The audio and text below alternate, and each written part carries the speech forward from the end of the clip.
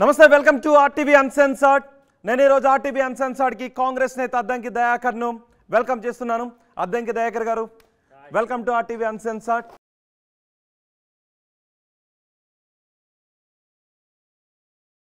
అద్దంకి దయాకర్ కాంగ్రెస్ పార్టీకి వీర విధేయులు ముఖ్యమంత్రి రేవంత్ రెడ్డికి అత్యంత సన్నిహితులు అయినా అద్దంకి దయాకర్కే కాంగ్రెస్లో ఎందుకు ఇలా జరుగుతోంది అనే చర్చ పెద్ద ఎత్తున జరుగుతోంది మొన్న ఎమ్మెల్యే టికెట్ వస్తుందని చివరి వరకు ఆశించిన ఎమ్మెల్యే టికెట్ రాలేదు ఇప్పుడు ఎమ్మెల్సీకి ఎన్నికైపోతున్నారు అనే సమయంలో చివరి క్షణంలో ఎమ్మెల్సీ టికెట్ కూడా చేజారిపోయింది ఎందుకు అద్దంకి దయాకర్కి ఇలా జరుగుతోంది మేరా కాంగ్రెస్ మహాన్ అంటూ ఉంటారు నా పైన కాంగ్రెస్తోనే నా కాంగ్రెస్ గొప్పది అని అద్దంకి దయాకర్ ఎప్పుడు చెప్తుంటారు కానీ అద్దంకి దయాకర్కు కాంగ్రెస్లో అన్యాయం జరుగుతోందని ఆయన వర్గీయులు అంటున్నారు నాకేమీ అన్యాయం జరగట్లేదు నేను కాంగ్రెస్తోనే ఉంటాను జై కాంగ్రెస్ హస్తం పార్టీయే నా భవిష్యత్తును అద్దంకి అంటూ ఉంటే ఆయన అనుచరులు మాత్రం అద్దంకి దయాకర్కి కాంగ్రెస్లో అన్యాయం జరుగుతుందని అంటున్నారు సో ఈ రోజు అన్సెన్సర్లో కాంగ్రెస్ పార్టీలో అద్దంకి దయాకర్కు ఎందుకు అన్యాయం జరుగుతోంది కాంగ్రెస్ పార్టీని అద్దంకి దయాకర్ అర్థం చేసుకున్నట్టుగా కాంగ్రెస్ పార్టీ అద్దంకి దయాకర్ని అర్థం చేసుకోవట్లేదా ఇవన్నీ కూడా అడిగేద్దాం ఈ అన్సెన్సర్లో అద్దంకి దయాకర్ గారు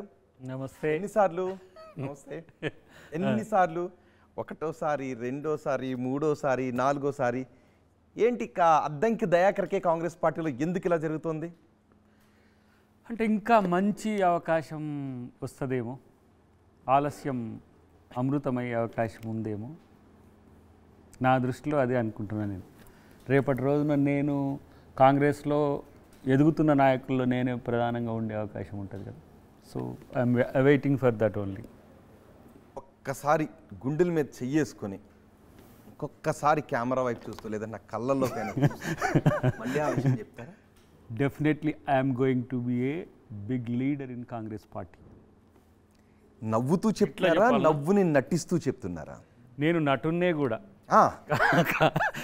కానీ రాజకీయాల్లో నటించాల్సిన అవసరం నాకు రాదు ఎందుకంటే ఆ నటన కూడా కాంగ్రెస్ కోసమే నటించిన రేపు ఆ సినిమా కూడా చూస్తారు యూనో ఓకే ఓకే కానీ కాంగ్రెస్ పార్టీలో నాకు అవకాశం తక్కువ ఉంటుందని అంచనాకి ఎందుకు వస్తున్నారు అనే దాని దగ్గర నాకు ఇంకా అర్థం కావట్లేదు దేనికి అర్హుణ్ణి కాను నేను అని చెప్పి ఎమ్మెల్యే ఇవ్వకపోతే ఎమ్మెల్సీ అనేది నేనేం అప్లై చేయలేదే ఎమ్మెల్సీ వాళ్ళు ఇవ్వాలనుకున్నారు ఇంకా 4 more ఎమ్మెల్సీస్ దేర్ వాటికి కూడా ఎలిజిబులే 2 రాజ్యసభ వస్తాయి రాజ్యసభకు నేను ఎలిజిబులే ఏది లేకుండా నాకు మంత్రిని ఇవ్వచ్చు దానికి ఎలిజిబులే అటు తర్వాత ఎంపీ ఏది లేకుండా మంత్రి ఇస్తే 6 నెలలేగా 1 year దానికి కూడా ఇవ్వచ్చు మంత్రి 4 లేవా మంత్రి అది ఎమ్మెల్సీలు 4 లేవా కంటెస్టెడ్ 2 కూడా ఉన్నాయి కదా రాజ్యసభ 2 ఉన్నాయి ఒకవేళ మంత్రి వద్దనుకుంటే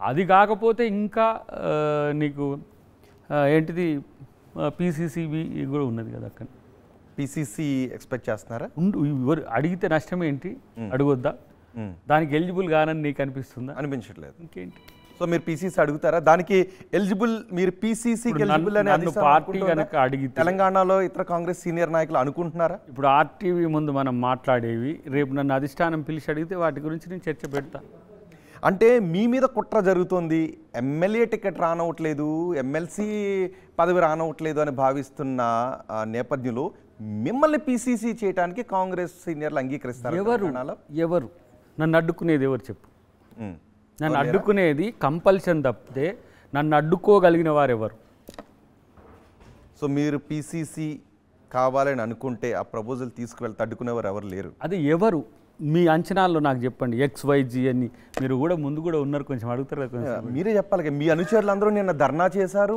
గొడవ చేస్తున్నారు అన్యాయం జరిగిపోయింది అంటున్నారు కాన్స్పరసీ ఉన్నది అని చెప్పి అంచనాతోని వాళ్ళు అంటుండొచ్చు కానీ నేను ఒకవేళ నేను అడగాలనుకుంటే నేను చేయాలనుకుంటే లేకపోతే నేనే ఆ చర్చకు వెళ్ళాలనుకుంటే నాకేం పెద్ద సమస్య కాదు బట్ నేను కమిటెడ్ సిన్సియర్ కాంగ్రెస్ గైగా ఉండాలనే ఒక కన్విక్షన్ తప్ప నేను ఎక్కడ ఏది కూడా అడగలే టిల్ టుడే ఫస్ట్ నేను జాయిన్ అయిన తర్వాత సోనియా గాంధీ గారు నాకు ఎమ్మెల్యే ఇచ్చిండ్రు she is as a AICC president second time నాకు రాహుల్ గాంధీ గారు పిలిచి ఇచ్చిండ్రు కండిషన్స్ అప్లై మీరు చూడండి ఏఐసిసి ప్రెసిడెంట్ థర్డ్ టైం నాకు ఎవరు ఇవ్వలేదు మీన్స్ నీకు ఆల్టర్నేట్ చూస్తామని చెప్పి ప్రయత్నం చేసిండ్రు.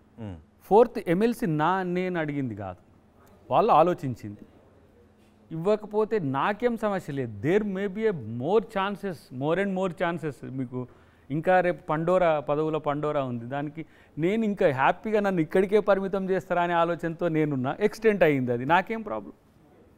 ఇంకా మంచి పదవి రాబోతుంది అంటే ఇచ్చారా, హామీ ఇచ్చారా? ఎవరైనా మాట్లాడారా మీతో? అద్దంకి దయాకర్కి అన్యాయం జరుగుతూ వస్తుంది, సో దయాకర్ ఎవరో ఎందుకు మిత్రమా? ఇప్పుడు దీపదాస్ మున్షి గారు నాతో మాట్లాడిండ్రు కదా, secretary AICC general secretary in charge నాతో మాట్లాడింది కదా. ఇప్పుడు ఈ 4 వాట్లల్లో కూడా నాది ఉంది. అంటే ఏమని మాట్లాడారు? మీరు త్యాగం చేయాలని మాట్లాడారా, లేకపోతే భవిష్యత్తులో మేము మీకు 4 ఈ అవకాశం కల్పిస్తామని చెప్పి? మీన్స్ గవర్నర్ అండ్ ఎమ్మెల్యే ఎమ్మెల్సీలో కూడా మీ పేరు ఉంది, you are in the first. ఒకవేళ మీరు ఓబీసీ కొరకు మనం అవకాశం ఇవ్వాలని పార్టీ భావిస్తే మీరు కొంచెం సహకరించాల్సిన అవసరం ఉంటుందంటే ఓకే అని చెప్పిన నేను నాకు తెలియకుండా నాకేం నష్టం జరగలేదు కదా. చాలామందికి తెలియని అంశం అది. దీన్ని నేను ప్రెస్లో మీడియాలో అంతకుముందు చెప్పలేను కదా. ఇప్పుడు ఓబీసీకి అవకాశం ఇవ్వాలనుకున్నది కాబట్టి ఒక సుదీర్ఘ రాజకీయ చరిత్ర కాంగ్రెస్ పార్టీతో ఉన్న అనుబంధం ఉన్న మహేష్ కుమార్ గౌడ్ గారికి ఇస్తా అంటే నేను వద్దంటానా? కానీ ఎన్నిసార్లు ఇలా త్యాగాలు చేసుకుంటూ వెళ్తారు? ఏమో కర్నూలులాగా ఇంకెన్నిసార్లు చేయాల్సి వస్తుంది చెప్పలేం. పార్టీ కొరకు త్యాగం చేయడం అనేది గొప్పనే కదా. ఇప్పుడు ఇంత పెద్ద చర్చ ఎందుకుంది రోహిత్? లేకపోతే Dayakar also one of the common Congress men. అవకాశం ఇవ్వలేకపోతే డిఫెక్ట్ అయింది అనుకో, ఫక్త్ పొలిటికల్ లీడర్ అవుతాడు. కానీ బల్మూరి వెంకట్కి మహేష్ కుమార్ గౌడ్కు ఉన్న అర్హతలు ఏంటి? అద్దంకి దయాకర్కు లేని అర్హత ఏంటి? ఎక్కువ అర్హతలు ఉండడం వల్ల. ఇప్పుడు నేను చెప్పిన కదా, రాజ్యసభకు నేను ఎలిజిబులే ఉంటా, మంత్రికి ఎలిజిబులే ఉంటా, మళ్ళీ ఎమ్మెల్సీలో మీకు కంటెస్టెడ్ ఎమ్మెల్సీస్ ఏది లోకల్ బాడీ ఉంది, తర్వాత గ్రాడ్యుయేట్స్ ఉంది. ఒకవేళ గవర్నర్ అది అంతా మీ ఆశనా? మీకు ఏమైనా హామీ కూడా ఉందా పార్టీ నుంచి? పిసిసి ప్రెసిడెంట్ గారు మీడియా దృష్టితో నన్నదే కదా, నేనేం కొత్తగా చెప్పింది కూడా కాదు కదా. ఏం చెప్పారు? పబ్లిక్ మీటింగ్లో చెప్పింది కదా ఇదంతా. వారిని డైరెక్ట్ మంత్రి చేయొచ్చు, ఎమ్మెల్సీ చేయొచ్చు, మంత్రి చేసి ఎమ్మెల్సీ అసైన్ చేయొచ్చు, రాజ్యసభ ఇవ్వచ్చు, ఎంపీగా పంపించవచ్చు. ఇవన్నీ ఆప్షన్స్. మౌలి గారు అడిగింది బల్మూర్ వెంకట్కి ఉన్నది ఏంటి, మీకు లేనిది ఏంటి? వారికి అక్కడికే పరిమితమైన అవకాశం ఉంది, దయాకర్కి ఎక్స్పాండెడ్ అవకాశం ఉందని చెప్పిన నేను. అంటే నేను ఇంకా కొంచెం ముందు అడిగేసి సోషల్ మీడియా కాదు మెయిన్ మీడియానే రాస్తున్న పీసీసీ కూడా నాకేం తక్కువ అర్హత ఉందంటున్నా నేను. ఇంకా పీసీసీ మహేష్ కుమార్ గౌడ్ గారికి వర్కింగ్ ప్రెసిడెంట్గా ఎక్స్టెన్షన్ ఉండే అవకాశం నేను అనుకున్నా. వారితో పాటు కొంతమందికి ఆలోచన ఉంది. మొన్న మీటింగ్లో కూడా చర్చ వచ్చిందని, మర్మరింగ్స్ జరిగినాయని చెప్పి వింటున్నా. సో అధికారమే ఈసారి నాకు వద్దు అనుకుంటే, పార్టీనే చేసుకోవాలనుకుంటే పీసీసీగా మనం కూడా చేసుకోవచ్చు కదా, పెద్ద సమస్య ఉంటుంది దానికి. ఓకే, అద్దంకి దయాకర్ ఏమన్నా అవమానాన్ని దిగమింగుతున్నాడా? అవమానాల కంటే అవకాశం కొరకు ఎదురు చూస్తున్నాడు వాడు చాలా ఈగర్గా. ఎందుకంటే ఇప్పుడు ఈ సానుభూతిని భరించలేను నేను. ఇది more danger than the danger. అంటే సానుభూతి వర్కౌట్ అవ్వడం అనేది కూడా నాయకునికి అంత మంచిది కాదు. కానీ మీ మాటల్లో ఆ కాన్ఫిడెన్స్ లేదు. మీ మాటల్లో చాలా గట్టిగా చెప్పగలను మీరు ఇట్లా చెప్పకపోతే. కానీ ఏం చేయాలి ఇప్పుడు? ఇంటర్వ్యూస్ నుంచి ఇప్పుడు ఇంత పెద్ద ఎక్స్పాండెడ్ ఆర్టీవీ అన్సెన్సార్లో చెప్పాల్సి వస్తుంది కదా. కానీ ఒకటి మీరు అంటున్నట్టుగా దయాకర్ అవకాశాల కోసం మాత్రమే వెంపర్లాడే నాయకుడు కాదు. ఐఎమ్ నాట్ ఏ ఫక్త్ పొలిటికల్ లీడర్.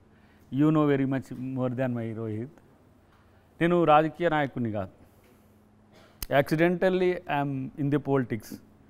నేను ఒక సామాజిక సంఘం మాలమానాడు అధ్యక్షునిగా ఉండి ఆ నుంచి రాష్ట్ర ఉద్యమాల్లో, తెలంగాణ ఉద్యమంలో పాల్గొనడం, అక్కడి నుంచి నాకు రాజకీయ అవకాశాలు రావడం.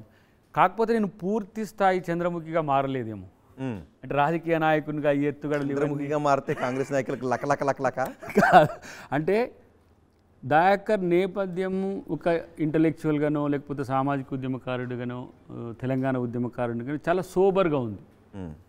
దాన్ని ఇంకా పోగొట్టుకోవాలనే ఆలోచనతో లేడేమో వాడు. అందుకని ఇంకా మీరు అంటున్నట్టు నటిస్తున్నట్టు కనబడుతున్నాడేమో. అంటే ఏ లైన్ వరకు అద్దంకి దయాకర్గా ఉంటారు, ఏ లైన్ తర్వాత అద్దంకి దయాకర్ చంద్రముఖిగా మారుతారు? అద్దంకి దయాకర్ ప్రజల కోసం, పార్టీ కోసం ఎంత ఎక్స్టెంట్కైనా పోతాడు. తన కోసం అసలు ఏం మాట్లాడాడు. ఎమ్మెల్యే టికెట్ విషయంలో, ఎమ్మెల్సీ విషయంలో కూడా ఎమ్మెల్సీగా అధిష్టానం మీ పేరుని ఖరారు చేసింది. లాస్ట్ మినిట్లో కొంతమంది వ్యక్తులు ఆపారని మీ అనుచరులు అంటున్నారు.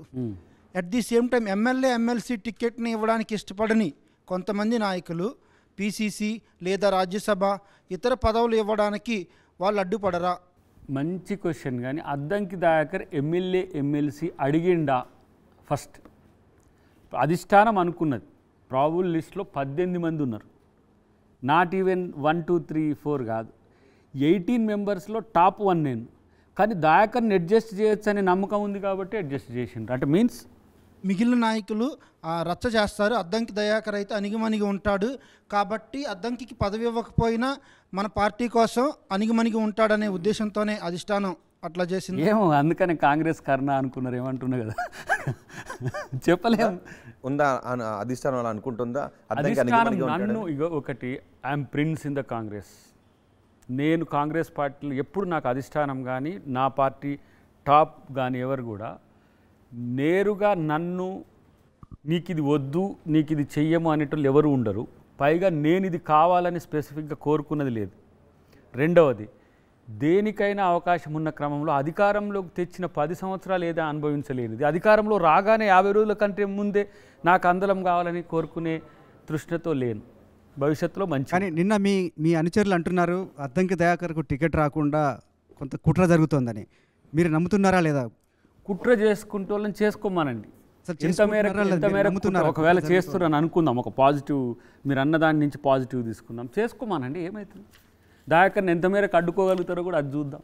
అంటే ఎవరికి అవకాశం ఉంది, ఎవరికి అవసరం ఉంది? మీ మీద ఎవరికి అవసరం ఉందని నేను అంటున్నా. వాళ్ళకి ఎవరికి అవసరం లేదు, అవసరం లేని చర్చ కూడా వాళ్ళు పెట్టుకుంటానుకో వాళ్ళే అవాస్ పాలవుతారు. అంటే ఏమైనా కోమటిరెడ్డి వెంకటరెడ్డి మీద మీకు అనుమానాలు ఉన్నాయి? కోమటిరెడ్డి వెంకటరెడ్డి గారు ఏమన్నారో దీపదాస్ మున్షి గారిని మీరే ఒకసారి ఎప్పుడైనా కలిసినప్పుడు అడగండి. నన్ను తీసుకొని పోయి గతంలో మీరు ఆయన మీద కొంత వ్యతిరేకంగా మాట్లాడిన దాన్ని దృష్టిలో పెట్టుకొని ఏమైనా చేస్తే అవకాశం ఉందా? అది గత చరిత్ర. ప్రభుత్వం వచ్చినాక ఎల్లా హోటల్లో ఇదే మా కోమటిరెడ్డి వెంకటరెడ్డి గారు దీపదాస్ మున్షి గారికి అడిగి తీసుకుపోయి, తమ్ముడు మీరు నేను పంచాయతీ పెట్టుకున్నాం వెనకటికి, అది అయిపోయింది, త్యాగం చేసిండు వాడు, వానికి ఇప్పుడు మీరు ఎమ్మెల్సీ ఇవ్వాల్సిందే, ఇంకేదైనా మంచిది చేయాల్సిందే అని చెప్పింది వెంకటరెడ్డి గారు. కాబట్టి వెంకటరెడ్డి గారిని దోషి చేస్తే అది నేనే ఒప్పుకొని, మీరే ఎప్పుడైనా దీపదాస్ మున్షి గారిని కలిసినప్పుడు అడగండి, చెప్పిండా లేదు. ఇప్పుడు ఆమె అయితే యాక్సిడెంటల్గా ఆమె జనరల్ సెక్రటరీ ఇన్ఛార్జ్ కదా. ఓకే, కాంగ్రెస్ సీనియర్ నాయకులు, కాంగ్రెస్ అధిష్టానం, ఢిల్లీ నాయకులు ఏమనుకుంటున్నారు మీరు చెప్తున్నారు, కానీ మీ అనుచరులు ఏమనుకుంటున్నారు ఒకసారి మేము చూపిస్తాను చూడండి. తర్వాత తెలంగాణ వచ్చిన తర్వాత ఈ నిరంకుశ పాలనను పడగొట్టడంలో ఈ తెలంగాణ సమాజంలో ఉన్నటువంటి పౌరుల్ని, సమాజాన్ని మొత్తం ఏకం చేసి కాంగ్రెస్ పార్టీ గొంతుగా, సామాజిక ఉద్యమ గొంతుగా పనిచేసినటువంటి వ్యక్తి అద్దంకి దయాకర్ గారు. అటువంటి అద్దంకి దయాకర్ గారు ఈరోజు 2014లో కావచ్చు, 2018లో కావచ్చు, 2023లో కావచ్చు, 2024లో కావచ్చు, ప్రతిసారి ఆశ పెట్టడం భంగపాటు చేయడం, ఆశ పెట్టడం భంగపాటు చేయడం. ఎమ్మెల్యేలప్పుడు అదే పరిస్థితి, బీఫామ్ నుంచి అక్కడ అదే పరిస్థితి. ఈరోజు ఎమ్మెల్సీ అని చెప్పి మీరు అధిష్టానం వాళ్ళు చెప్పడం, నామినేషన్ వేసుకోవడం అని చెప్పడం, ఆ నామినేషన్ పత్రం రెడీ చేసుకొని బయటకు వెళ్ళే క్రమంలో ఈరోజు రాష్ట్రమే కాకుండా మిగతా దేశంలో ఉన్నటువంటి తెలుగు సమాజం మొత్తం కూడా అద్దంకి దయాకర్ అభిమానులు మొత్తం కూడా సంతోషంగా ఉన్నటువంటి సందర్భంలో ఒక్కదాటిగా అఫీషియల్ లెటర్లో మాత్రం దయాకర్ పేరు మార్చి పంపడం అనేది నిజంగా కూడా దిగ్భ్రాంతికి గురి చేసింది, అవమానానికి గురిపోయినాం. ఈరోజు తెలంగాణ సమాజంలో ఉన్నటువంటి ఉద్యమకారులుగా, సామాజిక ఉద్యమకారులు మీ అందరం కూడా ఆత్మకారం కోల్పోయిన వ్యక్తులుగా మిగిలిపోయిన ఈరోజు.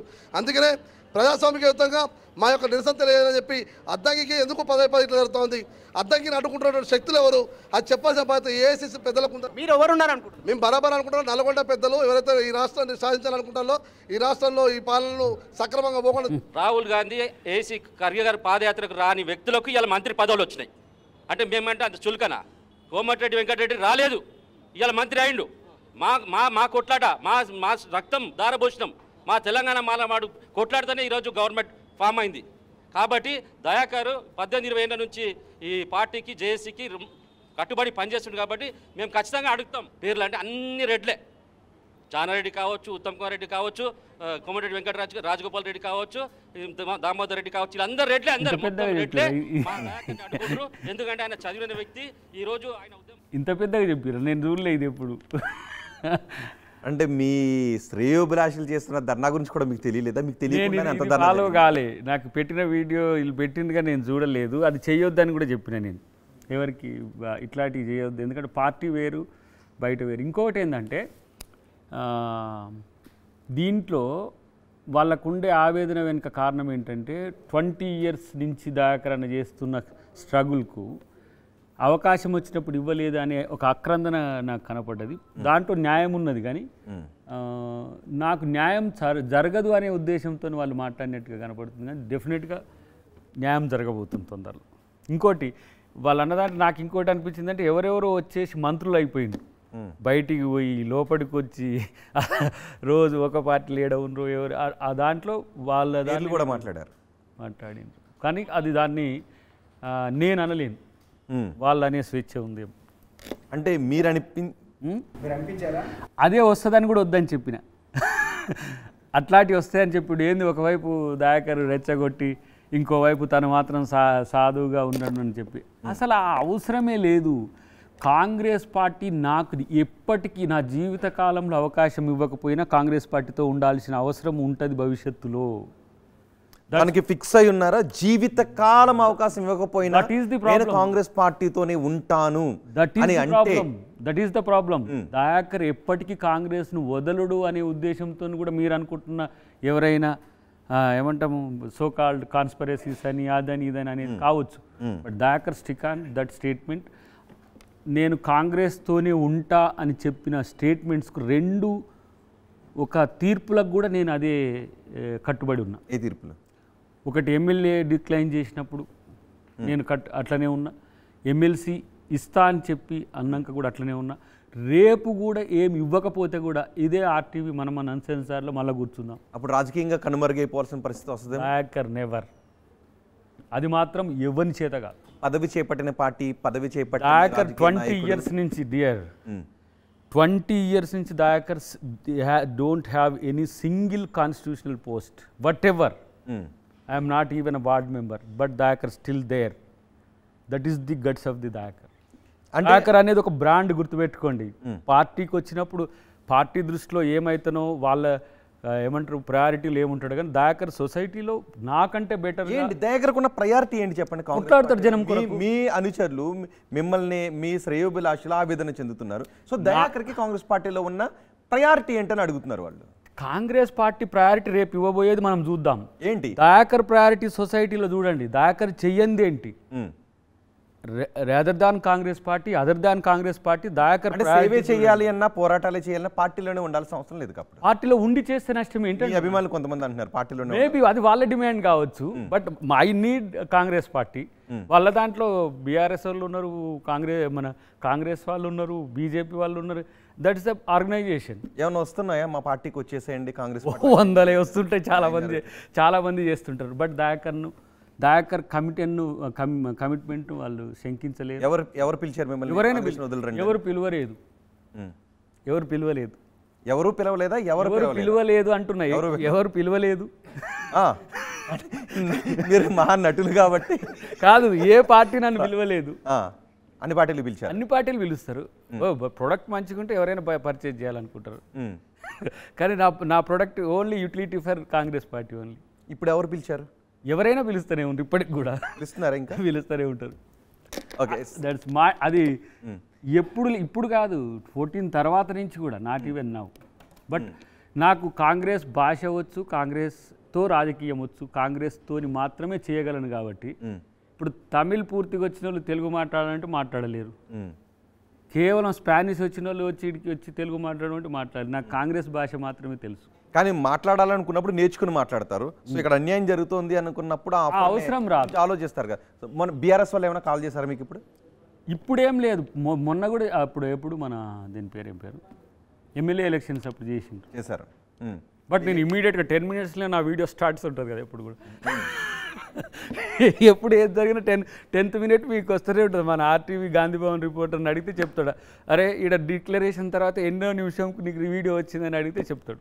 ఓకే, అప్పుడు మీరు ఒక వీడియో రిలీజ్ చేశారు, ఇప్పుడు ఒక వీడియో రిలీజ్ చేశారు. అప్పటి వీడియోలో కొంత కాన్ఫిడెన్స్ కనిపించింది, ఇప్పటి వీడియోలో కొంత బాధ కనిపించింది. కాన్ఫిడెన్స్ కాదు, అది ఏమైందంటే నేనే పట్టుకొని నేనే చేయాల్సి వచ్చింది. అది ఈ 2 రకాల మెయింటెనెన్స్లు వచ్చినాయి. రెండోది అక్కడ నేను చేద్దామా ఇప్పుడు ఒకసారి 2 వీడియోలు ప్లే చేద్దాం. ఉంటే వేసేయరా, అది ఏమున్నది. ఇగో ఇట్లా చూడు.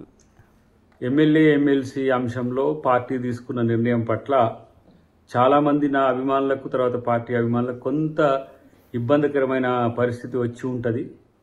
బట్ పార్టీ కొరకు మనం సహనంతో ఉందాం. పార్టీ నన్ను ఇంకా మరింత మంచి పొజిషన్ కొరకు ఆలోచిస్తుండొచ్చు. కాబట్టి ఇది రాకపోవడం వల్ల ఏదో అద్దంకి దయాకర్ అన్న మీద ఏదో కుట్రనో నష్టం జరుగుతుందని భావించకండి. ఎందుకంటే డెఫినెట్గా నా పట్ల కేంద్ర పార్టీ కానీ రాష్ట్ర పార్టీ కానీ చాలా సీరియస్గా కన్సర్న్ ఉన్నది. తుంగతుర్తి విషయంలో అధిష్టానం నిర్ణయం తీసుకున్నదాన్ని నేను గౌరవిస్తున్నా. చూడు, అంతేకాకుండా అన్ని రకాల విశ్లేషణల తర్వాత గెలుపే లక్ష్యంగా ఈరోజు కాంగ్రెస్ పార్టీ అధిష్టానం తీసుకున్న నిర్ణయం శిరోధార్యం. కాంగ్రెస్ పార్టీ నికార్సైన కార్యకర్తగా, నికార్సైన ఒక ఉద్యమకారునిగా అధిష్టాన నిర్ణయాన్ని గౌరవిస్తూ ఎవరైతే మిత్రులు ఫీల్ అవుతున్నారో బాధపడుతున్నారో వాళ్ళంతా కూడా బాధపడొద్దని చెప్పి నేను చాలా హ్యాపీగా. ఎస్ దయాకర్ గారు, ఇప్పుడు వీడియోకి ఇగో ఇక చూడు, అప్పటి వీడియో పెట్టి నేనే ఇట్లా పట్టుకొని ఒక ఫ్రెండ్ ఇంట్లో ఉన్నా, ఇది పట్టుకోవాలా ఇది మాట్లాడాలా అనేది ఉంది.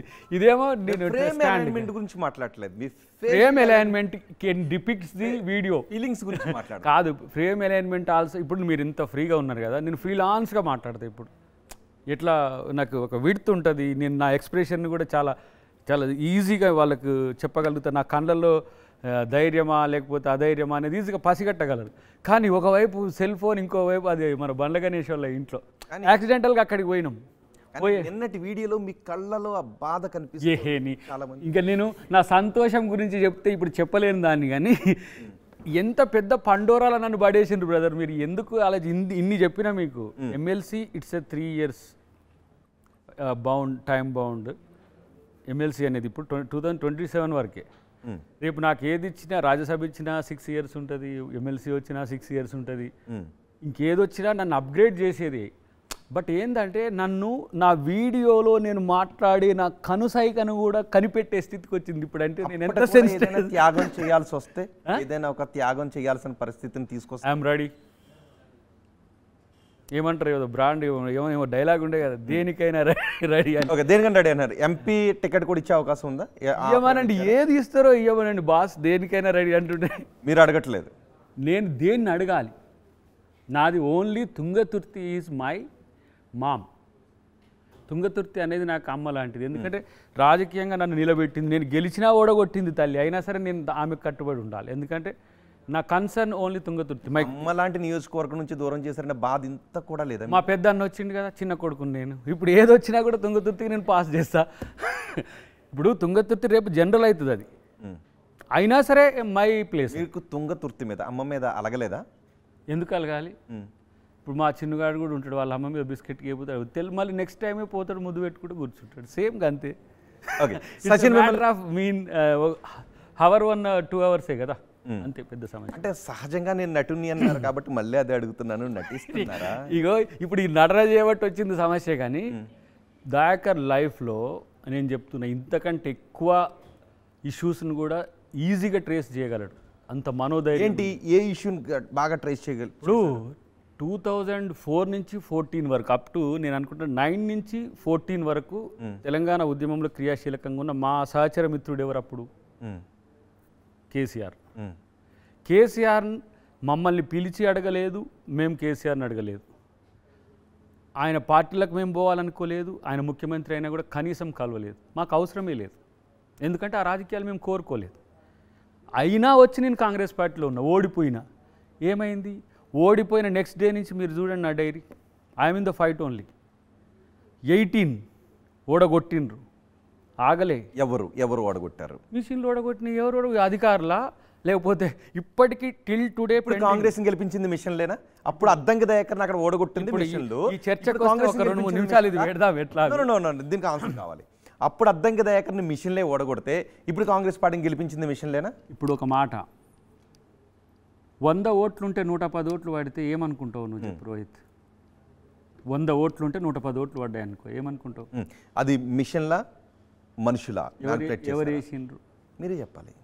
That's what I'm telling. నేను హైకోర్టును అడిగినా, హైకోర్టు దగ్గర ఒరిజినల్ పిటిషన్ పోయింది, ఇప్పటికి లేదు. మళ్ళీ కొత్త జడ్జి వచ్చిండు. ఆ మిషన్లు వెనుకున్న మనుషులు సొంత పార్టీ వల్ల, బయట పార్టీ వల్ల? ఇక అదైతే నాకు తెలిసి పొజిషన్ వాళ్ళే అప్పుడు. ఎందుకంటే 20 EVMs లెక్క పెట్టలే, 11,000 ఓట్లవి. ఆ 18 ఒక్కటి లెక్క పెట్టిండ్రు. ఆ 19 EVMలకు 1857 ఓట్లు వేసుకొని గెలిచిండ్రు. 1760 సంథింగ్. అంటే ఒక ఈవీఎంకి ఒక 100 ఓట్లు ఎక్సెస్ వేసుకున్నారు. ఒకవేళ నిజంగా అలా చేయడానికి అవకాశమే ఉండుంటే ఇప్పుడు 64 సీట్లలో కాంగ్రెస్ ఎలా గెలిచింది? అధికారంలో ఉన్న పార్టీ కదా గెలవడానికి అవకాశం ఉంది. పైకి మా దిగ్విజయ్ సింగ్ ఏమంటుండో నేను దిగ్విజయ్ సింగ్కు ఇంత పెద్ద రిపోర్ట్ తీసుకుపోయి ఇచ్చిన, ఏమని తెలంగాణ ఎలక్షన్స్లో డిస్క్రిపెన్సీస్ ఉన్నాయి, ఈ విధంగా జరుగుతున్నాయంటే నేను ఏం చెప్పినో దిగ్విజయ్ సింగ్ గారు ఇప్పుడు అది మాట్లాడుతారు. ఒక్కసారి మీరు మధ్యప్రదేశ్ అద్దంకి గారు గెలుపు ప్రజల తీర్పు, ఓటమి మెషిన్ల తప్పిదం.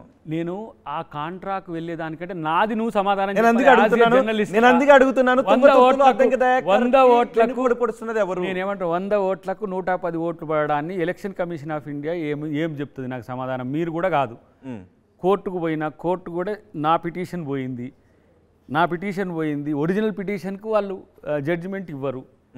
ఏం జరుగుతున్నట్టు అక్కడ? అసలు న్యాయ వ్యవస్థ మీద నమ్మకం పోయేసి అప్పుడు గాదర్ కిషోర్ వెనుక మీ పార్టీ నాయకులు ఉన్నారా? మీ ఓటమి అది నాకు తెలియదు, అది వాళ్ళ ఇష్టం. ఎవరన్నా ఉంటే ఉన్నారా నాకు తెలియదు. ఓకే, సచిన్ మిమ్మల్ని క్వశ్చన్ అడగాలనుకుంటున్నారు. గారు, మీరు నమ్ముకున్న వ్యక్తి ఈరోజు ముఖ్యమంత్రి పదవిలో ఉన్నారు, మీరు మాత్రం అధికార ప్రతినిధి పదవిలోనే ఉన్నారు. కానీ ఎమ్మెల్సీ ప్రతిదీ మీ నోటి వరకు వచ్చి వెనక్కి వెళ్ళిపోతుంది. నమ్ముకున్న వ్యక్తి నాకు అన్యాయం చేస్తున్నాడే అని చెప్పి అనిపిస్తోందా మీకు? అస్సలు లేదు. ఆ నమ్ముకున్న వ్యక్తే రేపు అందలం ఎక్కిచ్చే పనిలో ఉంటాడని నేను అనుకుంటున్నా. నాకున్న అంచనా. రేవంత్ రెడ్డి మాట్లాడారు ఎమ్మెల్సీ సందర్భంలో? మాట్లాడింది ఎప్పుడు, మాట్లాడలేనిది ఎప్పుడు మాట్లాడారు? ఎమ్మెల్సీ విషయంలో మీకు రిజెక్ట్ అయ్యింది? ఏది ఉన్నా సరే పర్సనల్ కలిసినప్పుడు చెప్తాడు, ఇది కాకపోతే ఇంకో అంశంలో అవకాశం ఉంటుంది. న్యాచురల్గా అది జస్ట్ ఏం పెద్ద సుదీర్ఘమైన చర్చలు, మంటలు పొగలు వెళ్ళే చర్చలు ఏం చేస్తాం, మ్యాటర్ ఆఫ్ 1 minute. ఏంటి ఆ రియాక్షన్ ఏంటి ఆయన నుంచి? నెక్స్ట్ మనం మంచిది ప్రయత్నం చేద్దాం. యాడింగ్ టు దిస్, ఎమ్మెల్సీ మీకు వచ్చింది కన్ఫర్మేషన్ ఎప్పుడు వచ్చింది? ఆ తర్వాత లేదు దక్కట్లేదని చెప్పి ఎప్పుడు వచ్చింది? బిఫోర్ ది డేనే మేడం చేసింది, మున్షి చేసింది. Dakar you are in the first in the list, but మనకు ఆప్షన్స్ ఎక్కువ ఉన్నాయి. ఆ పరిస్థితుల్లో మీరు మనం ఓబీసీకి చేయాలనుకున్నప్పుడు మీరు సహకరించాలని చెప్పిండు, అంతే. అదే జరిగింది. దానికి నేను పెద్ద షాక్, లేకపోతే మొండి చెయ్యి ఇదేదో పెడుతురు కదా మనోళ్ళు థంబ్నెయిల్స్ అని, అవన్నీ నేనేం ఫీల్ కాలే. కాకపోతే ఏంటంటే ఒక అనుమానాలకు తావిచ్చేటట్టుగా తీరు ఉండడం అనేది కొంచెం అందరు ఫీల్ అవుతుంది, కానీ అదర్వైజ్ దేర్ ఇస్ నో. కాంగ్రెస్లో ప్రజాస్వామ్యం అంటారు, మీ పదవి కోసం మీరు కొట్లాడడంలో తప్పులేదు. అలాంటిది మీరు కొట్లాడకుండా ఉన్నప్పుడు మీ పదవి కోసం మీరే కొట్లాడపోతే ప్రజల సమస్యల మీద ఏం కొట్లాడతారు? ఇది ఒక క్వశ్చన్. నేను మీ రైస్ చేస్తున్న పరిస్థితి వస్తుంది కాబట్టి మీరేమంటారు? ఇది ఎస్ యు ఆర్, ఇది చాలా నన్ను కూడా తొలిచివేసే ప్రశ్న. కానీ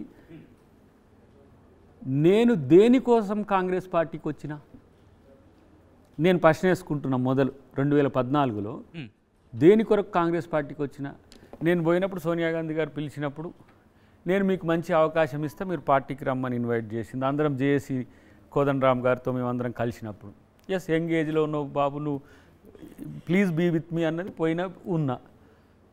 వారు ఎమ్మెల్యే టికెట్ నాకు ఆఫర్ చేసిండ్రు, ఎంపీలతో పాటు ఎమ్మెల్యే టికెట్ ఆఫర్ చేసిండ్రు. కొన్ని రోజులకు ఆ ఎమ్మెల్యే టికెట్ కాస్త మళ్ళీ ఏది నామినేషన్స్ వచ్చే వరకు అది మారిపోయింది. మళ్ళీ తనే పిలిచి ఎమ్మెల్యే టికెట్ ఇచ్చింది. రెండవసారి నేనేం టికెట్ ఇట్లా అప్లికేషన్స్ ఏం లేవు. సెకండ్ టైం కూడా మళ్ళీ ఏఐసీసీ నుంచి కాల్ వచ్చింది, మీరు అందుబాటులో ఉండాలని. రాహుల్ గాంధీ గారు పిలిచిండ్రు, ఎమ్మెల్యే టికెట్ ఇచ్చిండ్రు. థర్డ్ టైము అప్లై చేసుకోవాలంటే నేను తుంగతుర్తికి అప్లై చేసుకున్నా, కానీ వాస్తవానికి ఆడ ఉన్న పరిస్థితుల్లో ఇంకెవరైనా అవకాశం ఉంటే పోటీ చేస్తే బాగుండు అని అంచనా కూడా ఉండే. బట్ అప్లై చేసుకున్నాం, దాకరికి రాలేదని మొత్తం ఇష్యూ అయింది. ఇష్యూ అయినాక దాన్ని నేనేం పెద్దగా సీరియస్గా తీసుకోలేదు. ఇమీడియట్గా సామ్యుల్ గారు గెలుపు కోసం ప్రయత్నం చేస్తామని చెప్పినాం. మేము మన పిసిసి గారు అందరం వెంకటరెడ్డి గారితో కలిసి అందరం పోయినాం. సామ్యుల్ గారు ఇలా 50,000 అబౌవ్ ఓటుతో గెలిచిండ్రు. దీని తర్వాత నాకు అవకాశం ఇచ్చేటప్పుడు ఎమ్మెల్యేలు ఎమ్మెల్సీలనే ఫస్ట్ ప్రయర్ ఇవ్వాలనుకున్నారు, వాళ్ళు ఇవ్వలేకపోయినారు. రేపు సెకండ్ ప్రయర్లో ఉంటాయి ఇంకా ఈ నేను చెప్పిన ఆప్షన్స్ అన్నీ. ఇంకా ఎన్ని సెల్ఫీ వీడియోలు రిలీజ్ చేస్తారు? ఇప్పుడు మీ వల్ల ఆ ప్రెషర్ పెరుగుతుందేమో పార్టీ మీద, దానివల్ల ఇంకా ముందుకు వస్తుందేమో. కానీ మీరు నాకు వచ్చే మంచి అవకాశాన్ని జడగొట్టకుండా కొంచెం మంచిది వచ్చేటట్టుగా చేస్తే బెటర్. ఇప్పుడే వేయాలి అనుకోండి. సెల్ఫీ వీడియోలు చూడాలి, ఏదైనా ఒక కట్ ఆఫ్ పాయింట్ ఉంటుంది. ఇంకా సెల్ఫీగా లేనప్పుడల్లా సెల్ఫీ వీడియోలు చూస్తూనే ఉండండి. నేను ఒక ట్రెండ్ మన తెలుగు వాళ్ళలో క్రియేట్ చేసిన, పార్టీకి టికెట్ ఇవ్వకపోతే పార్టీ మనకు అనుకూలంగా లేకపోతే పార్టీ పట్ల డిస్లాయల్గా ఉండొద్దని ఒక ట్రెండ్ నేను ఇండియాలో ఉన్న తెలుగు వాళ్ళకు కాదు, వరల్డ్ తెలుగు వాళ్ళకు ఒక ట్రెండ్ క్రియేట్ చేసిన. అసలు రాజకీయ నాయకులు ఇట్లా ఉండరట, నాకు తెలియదు. ఎవరైనా పార్టీ ఇవ్వకపోతే పార్టీ మారిన, కానీ వందల మంది మారకుంటూ ఉంటారు కింద, చాలామంది నేను చూస్తా. కానీ ఒక మనం ఏమంటారు విద్యాధికులుగానో లేకపోతే విజ్ఞత ఉన్న వాళ్ళుగానో ఇన్ని రోజులు పార్టీ కొరకు పనిచేసి పార్టీ ఒక్క అవకాశం ఇవ్వకపోతే పార్టీ నాది కాదు అనే స్థితి నేను అనలేను. బట్ ఒక్క పాయింట్ స్ట్రైట్గా, ఎస్ ఇది కట్ ఆఫ్ పాయింట్, ఇంతవరకు నేను వెయిట్ చేస్తా, ఆ తర్వాత నాకు ఎటువంటి సీట్ వద్దు, నేను పార్టీకి ఉంటా. నో బ్యారియర్, ఏది ఇవ్వకపోయినా కాంగ్రెస్తోనే ఉంటాడు దయాకర్. ఎందుకు అనేది 2024 జూలై తర్వాత తెలుసు. దయాకర్ అవసరం కాంగ్రెసే, ఎందుకో కాంగ్రెస్తోనే దయాకర్ ఎందుకు ఉండాలనో అది రేపు నేనేం చెప్పిన సినిమా వచ్చిన తర్వాత సినిమా రిలీజ్ అయిన తర్వాత కూడా కాంగ్రెస్కే దయాకర్ ఎందుకు, కాంగ్రెస్తోనే దయాకర్ ఎందుకు, కాంగ్రెస్ కోసమే దయాకర్ ఎందుకు అనేది కూడా రేపు తెలుస్తుంది. ఎందుకంటే నేనేదో పదవుల కోసం కాంగ్రెస్ పార్టీలోకి వచ్చిన మిష ఎవరితోనన్నా ఉంటే అది బంద్ చేసుకోండి. First I'm for the Congress ideology. నేను ఆ గాంధీ ఫ్యామిలీ అంటే నాకు కనెక్షన్. నేను రాజకీయాలు చేయాలనుకున్నప్పుడు ఒక రోజున కాంగ్రెస్ పార్టీ విమర్శించిన నాయకుడే. మీరు అద్దంకి దయాకర్ని మీరు కీన్గా అబ్జర్వ్ చేస్తే కిరణ్ కుమార్ రెడ్డి గారిని కానీ, రోషయ్య గారు కానీ, ఇంతెందుకు రాజశేఖర రెడ్డి గారిని కూడా మీరు రాజమండ్రి సభ చూస్తే తెలుస్తుంది. మాలమానాడు సభ రాజమండ్రిది కనుక మీకు క్లిప్పింగ్స్గా ఉంటాయి, సోషల్ మీడియాలో ఉంటాయి, తీస్తే తెలుస్తుంది. బట్ నేను ఒక సోషల్ చేంజ్ కొరకు ఒక విద్యాధికునిగా ఒక మార్పు కోసం కొట్టాలనుకున్న కాంగ్రెస్ని ఎంచుకున్నా. Congress is the real protector of the constitution today. Congress is the real protector of the democracy today. World the biggest demographical స్టేట్కు కాన్స్టిట్యూషన్ ప్రొటెక్టర్గా ఉన్నది కాంగ్రెస్ ఒకటే.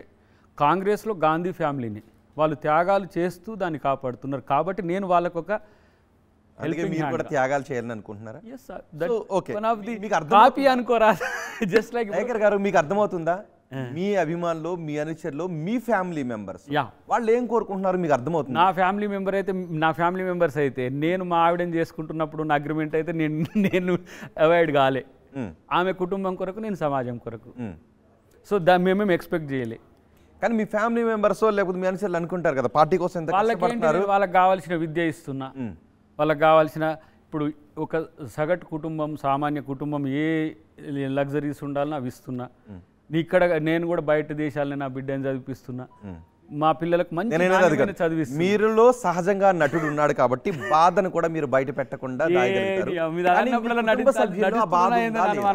మీ కుటుంబ సభ్యుల్లో ఆ బాధ ఉందా లేదా నేను అంటున్నా. ఒకసారి మీరు నెక్స్ట్ టైం మా ఆవిడని కూడా తీసుకొచ్చి మౌలి గారు చేయించండి, తెలుస్తుంది. ఇంకా నాకంటే బ్రేవ్గా ఉంటుంది. ఇక నేను చెప్పడానికి కొన్ని అంశాలు దాయాల్సి వస్తుంది తప్పితే నటించాల్సిన అవసరం రాదు. దాయాల్సిన అంటే పార్టీ ఇంట్రెస్ట్ కొరకు చేయాల్సి వస్తుంది. అది కూడా నేనేమి అబద్ధాలు చెప్పాల్సిన అవసరం జీవితంలో రాదు. ఒకవేళ వస్తే చిన్న చిన్న అబద్ధాలు అప్పుడప్పుడు అవసరం కోసం తప్పదు. అంటే ధైర్యంగా ఉండటం వేరు, సర్దుకుని వెళ్ళిపోవడం వేరు. మీరు ధైర్యంగా ఉంటున్నారా, సర్దుకుని వెళ్ళిపోతున్నారా? సర్దుబాటుతో ధైర్యంగా ఉంటున్నా. మీ కుటుంబ సభ్యుల గురించి నేను అడిగాను. మా కుటుంబ సభ్యుల్లో ఇప్పుడు my first daughter is in US. తనకు మంచి చదువునిస్తున్న BBA ఇంటర్నేషనల్ బిజినెస్లో ఉంది, చాలా కాన్ఫిడెంట్గా ఉంటుంది.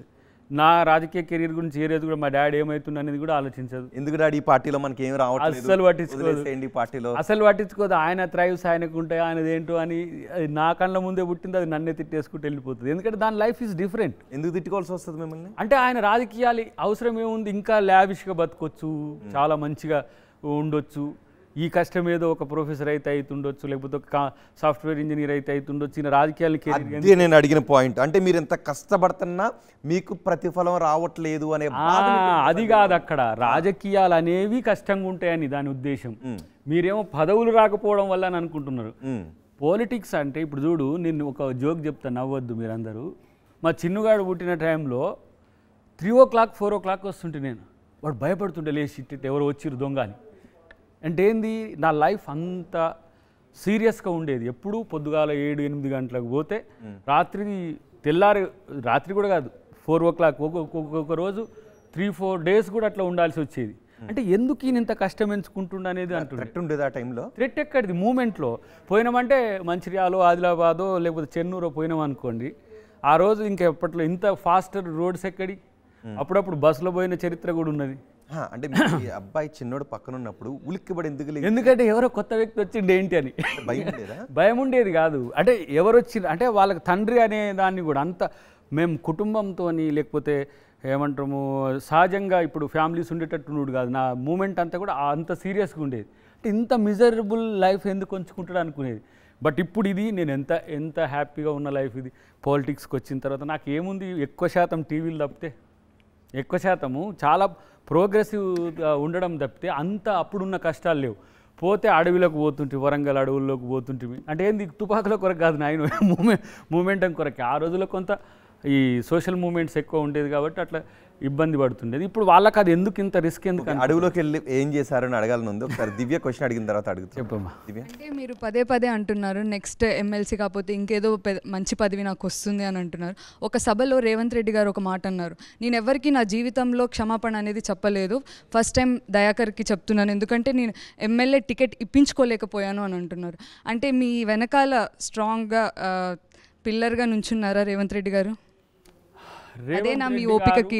ఒక్కటి ఏంటంటే అది కొంత మిస్లీడ్ అయింది. ఏంటంటే దయాకర్ వెంకటరెడ్డి గారిని అన్న మాట తర్వాత దయాకర్ కోసం నేను సారీ చెప్పాల్సి వచ్చింది ఫస్ట్ టైం మై లైఫ్లో అనేది. అది దాని థీమ్. దయాకర్ కొరకు సారీ చెప్పలే, దయాకర్ కొరకు నేను సారీ చెప్పాల్సి వచ్చింది అంటూనే తనను నేను కాపాడలేకపోయినా అనేది ఇంకో యాంగిల్. ఎట్లా ఎమ్మెల్యే దాంట్లో టికెట్ ఇప్పించుకోలేదు. ఇప్పుడు తను ముఖ్యమంత్రి అమ్మ, ఆ రోజున తను పీసీసీ ప్రెసిడెంట్ అంటే ఒక పార్టీకి అధ్యక్షుడు, ఇప్పుడు రాష్ట్రానికి అధ్యక్షుడు. అలాంటప్పుడు నాకు అవకాశం కల్పించడానికి ఆయనకు సమస్య ఏముంటుంది? చిన్న నా రోల్, ఇంత పెద్ద ప్రభుత్వంలో నా రోల్ చాలా చిన్నగా ఉంటుంది. ఇది కాకపోతే జాతీయ పార్టీకి సంబంధించి కూడా ఉంటుంది. కాబట్టి ఎప్పుడు రేవంత్ రెడ్డి గారితో నాకున్న కనెక్షన్ వ్యక్తిగతంగా కూడా, వారు టీడీపీలో ఉన్నప్పటి నుంచి కూడా మేము కలిసి ఉన్నోళ్ళం. సో ఆ కన్సోల్ ఉంటుంది. కానీ పార్టీలో బంధుప్రీతి, ఆశ్రిత పక్షపాతం ఇట్లాంటి అన్నిటి కూడా అన్ని సందర్భాల్లో రాదు. ఫ్రెండ్లకు చేయాలంటే కూడా కాదు కదా, దానికి అన్ని రకాల అంశాలు ఉంటాయి. ఇప్పుడు అట్లా అనుకుంటే వాళ్ళ ఫ్యామిలీ మెంబర్స్ కూడా చేసుకోవచ్చు. మరి ఇప్పుడు ముఖ్యమంత్రి అయ్యారు కదా, సో మీకేమైనా ఇచ్చారా? అంటే అదే హామీ కంటే ఆయన ఏం చేస్తాడని వెయిట్ చేస్తాను నేను తప్పితే హామీ అనేది నేను స్పెసిఫిక్గా ఏం తీసుకోలేదు. ఎస్, ఈ సందర్భంలో దయాకర్ పార్టీకి నాకు ఇట్లా ఉపయోగపడగలడు అని తను అనుకుంటే అవకాశం వస్తుంది. అంటే ఇంత ఓపిక ఎక్కడి నుంచి వచ్చింది? నిన్నగాక మొన్న పార్టీలు మారుతూనే ఉన్నారు. అంటే మాకు ఎమ్మెల్యే టికెట్లు రావట్లేదు అంటూ కూడా మీ బీఆర్ఎస్ నుంచి కాంగ్రెస్ పార్టీలో వచ్చిన నాయకులు చాలామంది ఉన్నారు. కానీ మీకెందుకు ఇంత ఓపికతో మీరు ఇక్కడే ఉండాలి అనే స్ట్రాంగ్ పాయింట్ పిల్లర్ని ఎందుకు వేసుకున్నారు? 2004 నేను పబ్లిక్ లైఫ్లో వచ్చింది. 2024 20 years ఏమీ ఆశించకుండా ప్రజా జీవితంలో ఉన్నా. 50 days దాటే ముందే నా ఓపిక సహనం అంతా పదవి కోసం త్యాగమంతా వృధా చేసుకుంటున్నా. అంత పిచ్చోన్నా. రోహిత్ అది అర్థం చేసుకోవట్లేదు. అందుకని ఎక్కువ అంతేనా, లేకపోతే మునుగోడు ఎన్నికల తర్వాత గట్టిగా మాట్లాడటం అనర్థదాయకం అని ఏమన్నా తెలుసు? నాకంటే ఎక్కువ గట్టిగా మాట్లాడిన వాళ్ళు. అంటే అప్పట్లో అద్దంకి దగ్గర ఇంకా చాలా గట్టిగా మాట్లాడారు. దయాకర్లో యాంగర్ ఎప్పుడైనా పోతుంది అనుకుంటున్నావా? పోతుంది అనుకుంటున్నావా? దయాకర్ సమాజం కోసమో ప్రజల కోసమో తన కోపాన్ని ఎప్పుడూ తగ్గించుకోడు. తన కోసం తగ్గించుకోగలడు. ఒకవేళ నేను అనుకుంటున్నా దయాకర్ తగ్గిండులే అని చెప్పి, లేకపోతే దయాకర్ అనేటోడు ఇట్లనే సహనంగా ఉంటాడు, ఓపికగా ఉంటాడు అనుకుంటే అది వాళ్ళ భ్రమే. ఈ సహనం ఓపిక వెనుక ఒక వ్యూహం కూడా ఉన్నదనే ఉద్దేశాన్ని గుర్తుపెట్టుకో. ఏంటి ఆ వ్యూహం? చెప్పను, ఎందుకు చెప్పాలి? చెప్పేటప్పుడు చెప్తా, అన్నీ చెప్తారా ఒకటేసారి? అన్సెన్సార్ నువ్వు ఎట్లా చేస్తావు, నేను సెన్సార్ చేస్తా. సో ఇప్పుడు అద్దంకి దయాకర్ ఒక వ్యూహంలో ఉన్నారు, right? Definitely life is a tactic and strategy, that's it. ఇప్పుడు ఒక మారుమూల పల్లెలో ఉన్న అద్దంకి దయాకర్, ఒక దళిత పల్లెలో పుట్టిన అద్దంకి దయాకర్, మీరు నన్ను ఇంటర్వ్యూ చేసే కాడికో, సమాజం నా వైపు చూసే వరకు ఎదిగిండంటే కూడా ఒక కాజ్ కొరకు తను కొట్లాడతాడు కాబట్టి, ఆ సిన్సియారిటీ ఉన్నది కాబట్టి. కానీ ఈ సిన్సియారిటీ కేవలం పదవి కొరకే ఉన్నదా అనే చర్చ చాలామంది నన్ను లిట్మస్ చేస్తున్నారు. ఆ వ్యూహం బయటపడేటప్పటికి ఎవరి బాక్సులు బద్దలైపోతాయి? ఎవరి పడపడు. నా బాక్సే ఓపెన్ కావాలని చూస్తున్నా, ఎందుకంటే నాకు అవకాశం వస్తుంది కాబట్టి. ఇంకొకటి, నేను ఇన్నర్గా ఏదో ఉండి ఎక్స్టర్నల్గా ఏదో నేను చెప్పే దాంట్లోనే మీకు మర్మం కూడా కనపడుతుంది. రేపటి తరం నాయకుల్లో నాకంటే ఛాలెంజింగ్గా ఎదిగే నాయకత్వం కూడా రావాలని కోరుకుంటున్నా. నాతో పోటీ పడే నాయకత్వం రావాలని కోరుకుంటున్నా. నేను సమాజం మీరు పోటీ పడట్లేదు, వెనకబడిపోతున్నారు. ఇదిగో దయాకర్కున్న ఎకనామిక్ స్టేటస్కు, దయాకర్కున్న సోషల్ స్టేటస్కు, దయాకర్కున్న పొలిటికల్ స్టేటస్కు దయాకర్ చాలా ఎక్కువ. అంటే మేమంటాను కదా, ఇంతకుముందు మీరు చూసారు కదా వీడియోలో, మీ వాళ్ళకి దగ్గరకు అన్యాయం జరుగుతుంది, దళితులకు అన్యాయం జరుగుతుంది, కాంగ్రెస్ లో దళితులను తొక్కేస్తున్నారు అని మీ అనుచరులు అంటున్నారు. వాళ్ళు అనుకున్న దాంట్లో వాళ్ళు ఈ రాత్రికి రాత్రి మన మంత్రి కావాలని అనుకుంటున్నారు, కానీ రేపు అవుతావేమో. అదేనా వ్యూహం? అరే ఛాన్స్ ఎందుకు లేదనుకుంటున్నావు రోహిత్? ఏమన్నా నేను ఏమన్నా సీక్రెట్ చెప్తున్నా? ఇదంతా మీ ముందు చెప్తున్నదే కదా, మీరు ఎందుకు దాన్ని రిసీవ్ చేసుకోవట్లేరు? ఆడ ఛాన్సెస్లలో అది ఉన్నప్పటికీ కూడా దాని విషయం ఎందుకు చర్చ కావట్లేదు? నేను పార్టీ తీసుకున్న నిర్ణయానికి వ్యతిరేకంగా ఉండననే చెప్తున్నా, కానీ పార్టీ తీసుకున్న ఆప్షన్స్లో నేను లేనని ఎక్కడ చెప్తున్నా మీతో? సో ఇప్పుడు వెంకట్ మనోడు ఎమ్మెల్సీ మీకెందుకు ఇవ్వలేస్తారని అంటే ఎమ్మెల్సీ కంటే ఎక్కువ నాకు ఇస్తారేమో, అలాంటి ఛాన్స్ని ఎందుకు మిస్ అవుతారు? మీ లాజిక్ మిస్ అవుతుందేమో అనిపించింది నాకు. ఓకే, మాట్లాడదాం దాని గురించి. ఆశావాహ దృక్పథం ఎప్పుడు కూడా మంచిదే, కానీ దానికి కూడా ఒక లిమిట్ ఉంటుందని అంటుంటారు. కౌశల్య మిమ్మల్ని క్వశ్చన్ అడగాలనుకుంటున్నాను. ఒక స్ట్రైట్ క్వశ్చన్. యా, కాంగ్రెస్ పార్టీకి అద్దంకి దయాకర్ సపోర్ట్ కావాలా, లేదా మీకు కాంగ్రెస్ పార్టీ సపోర్ట్ కావాలా? అంటే దేనికోసం? అద్దంకి దయాకర్కు కాంగ్రెస్ పార్టీ ఎవరి అవసరం ఎక్కువ ఉంది? అంటే కాంగ్రెస్ పార్టీకి మీ అవసరం ఎక్కువ ఉందా, మీకు కాంగ్రెస్ పార్టీ అవసరం ఉందా? నా లైఫ్కు కాంగ్రెస్ పార్టీ అనే శ్వాస అవసరం అమ్మ, అంతే. నేను కాంగ్రెస్ పార్టీ, నాలాంటి వాళ్ళు వేల మంది ఉంటారు జాతీయ స్థాయిలో. కాంగ్రెస్ పార్టీ నేను చూసిన నాకంటే ఎక్కువ కమిటెడ్, నాకంటే ఎక్కువ సిన్సియర్, నాకంటే ఎక్కువ పార్టీకి ఖర్చు చేసుకుని, నాకంటే ఎక్కువ త్యాగం చేయగల త్యాగదనులు ఎంతోమంది నేను జాతీయ స్థాయిలో తిరిగేటప్పుడు చూస్తాను. నేను జార్ఖండ్ చేసినప్పుడు కానీ, ఎలక్షన్ ఇన్ఛార్జ్ చేసినప్పుడు కానీ, మహారాష్ట్ర అటు ఉత్తరప్రదేశ్ చేసినప్పుడు చూసినా కదా, ఏండ్ల తరబడి కనీస అవకాశాలు బీఫామ్ ముఖం చూడకుండా Uttar Pradesh B Pharm ticket 30 years back power పోయిన ఉత్తరప్రదేశ్లో, బీహార్లో టికెట్ల కోసం 20-30 సంవత్సరాలు పనిచేసిన నాయకులను చూసుకున్నాక నాకు అనిపించింది, తెలంగాణలో ఉన్నారా అలా ఇంకెవరైనా? మీరు ఎంతమంది గాంధీ భవన్లో మీరు ఒక్కసారి పోయి చూడండి, మాకు ఒక 1000 మంది పై చిలుకుంటారు. 4 పేర్లు చెప్పండి. ఎంత ఇక ఇప్పుడు నిరంజన్ గారు ఉన్నారు, ఇప్పుడు ఏమి ఇచ్చిండ్రు అమ్మ, మేమేమి ఇవ్వగలిగిన వారికి? వారి త్యాగం ఏంది? ఎప్పటి నుంచి పీజీఆర్ గారి నుంచి మొదలు పెట్టండి. అట్లా మీకు ఎంతమందిని చూపించగలను? పేరు ఇక చెప్తే బాగుండదు, కానీ ఒక ఎగ్జాంపుల్ మీకు తెలిసిన పేరు చెప్పిన అట్లా. సో అట్లా ఉంటారు ఒకటి. రెండవది ఏంటంటే, తను అడిగిన ప్రశ్నలో దయాకర్కు కాంగ్రెస్ పార్టీ ఒక వేదిక, ఒక విశాలమైన వేదిక. దయాకర్ లాంటి వాళ్ళు తెలంగాణ మూమెంట్లో 100 మంది క్షేత్రం నుంచి టాప్ లెవెల్ వరకు పనిచేసిండ్రు. నాకంటే ఎక్కువ. నేను మీడియాలో ఉంటా, స్పోక్స్ పర్సన్ కాబట్టి మీ అందరికీ తెలుసు. చాలామంది త్యాగాలు చేసిన వాళ్ళు కనుమరుగైపోయినారు. కాంగ్రెస్ పార్టీ అనే వేదిక ఓడిపోయినా ఇక్కడ తెలంగాణలో కాంగ్రెస్ పార్టీ విచారధారతో నేను 2 తెలుగు రాష్ట్రాల్లోనే కాదు, ఎక్కడ తెలుగు వాళ్ళు ఉన్నా నేను తెలుగు వాళ్ళకి రీచ్ కాగలిగిన.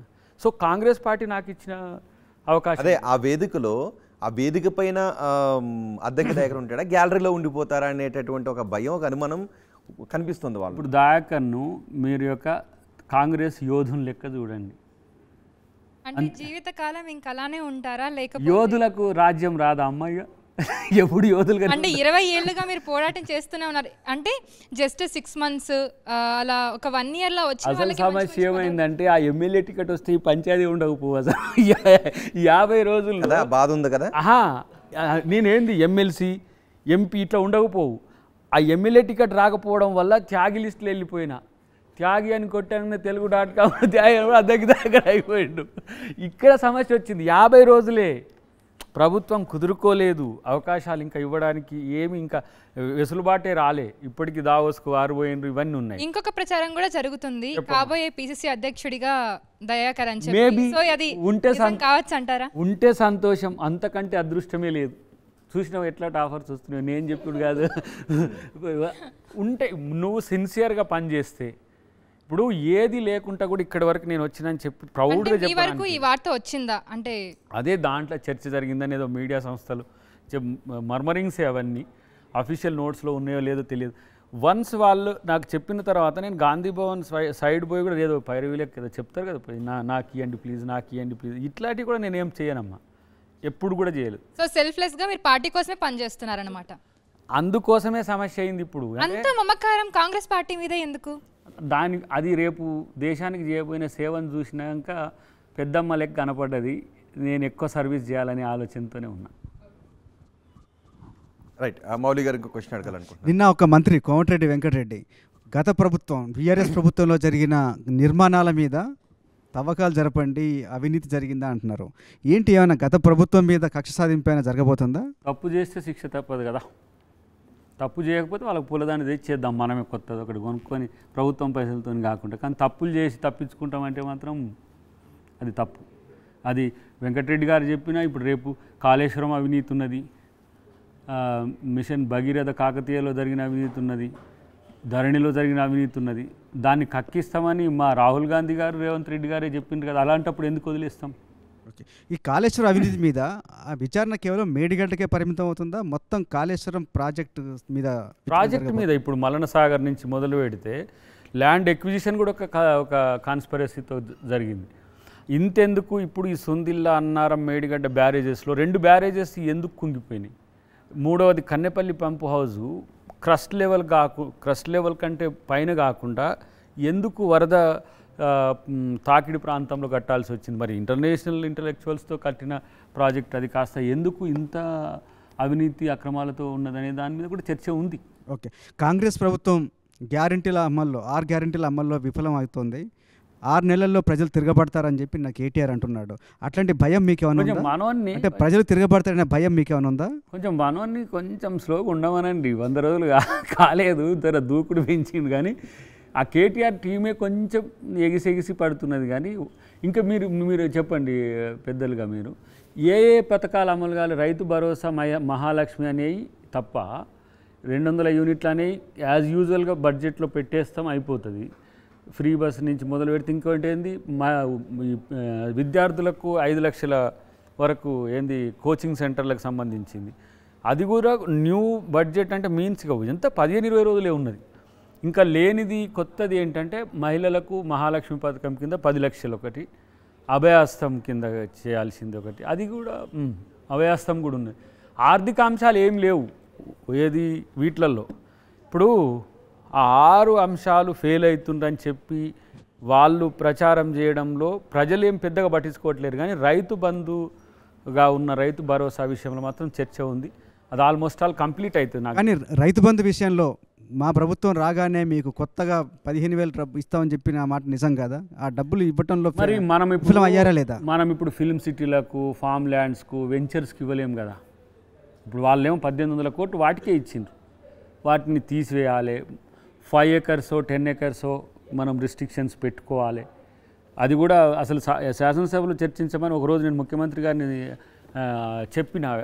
రైతు డెఫినేషను, రైతు బంధు ఎంతమందికి ఇవ్వాలనే దాని మీద, ఎవరికి ఇవ్వాలనే దాని మీద, మహాలక్ష్మికి కూడా ఓన్లీ బీపీఎల్లేనా లేదంటే ఇంకా బియాండ్ ద బీపీఎల్ కూడా దిగువ మధ్య తరగతి వరకు కూడా వెళ్ళొచ్చా, ఆదాయం ఎంతవరకు ఉన్న వాళ్ళకి మనం 2,500 ఇవ్వచ్చు అనేది కూడా తేల్చుకుంటే ఒక సమస్య అయిపోతుంది. ఇప్పుడు పిల్లలకు, చదువుకునే పిల్లలకు స్కూటీలు కానీ లేదంటే విద్యా హక్కు చట్టం ప్రకారం రావాల్సిన కొన్ని అంశాల గురించి సీరియస్గా వచ్చినాక క్యాబినెట్ అవుతుందని నేను అనుకుంటున్నాను. ఇప్పటికీ మీ ప్రభుత్వం వచ్చి 40 రోజులు అయిపోయింది, ఇక మిగిలింది 60 రోజులే.